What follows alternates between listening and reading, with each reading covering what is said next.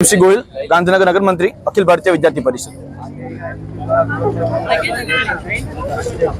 आज अखिल भारतीय विद्यार्थी परिषद गांधीनगर द्वारा विरोध प्रदर्शन કરવામાં આવ્યું છે। કારણ છે કે શિષ્યવૃત્તિ મળી નથી વિદ્યાર્થીઓને।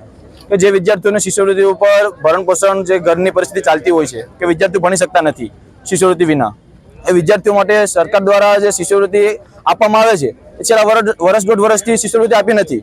તો સરકારશ્રીને નમ્ર અપીલ છે કે જે ડિપાર્ટમેન્ટ આદિજાતિ વિકાસ છે, એસસીબીસી છે, ઓબીસી છે, એવા ડિપાર્ટમેન્ટને અપીલ છે કે વિદ્યાર્થી પરિષદની એવી માંગ છે કે તમે શિષ્યવૃત્તિ વહેલી તકે વિદ્યાર્થીઓના ખાતામાં જમા કરાવો।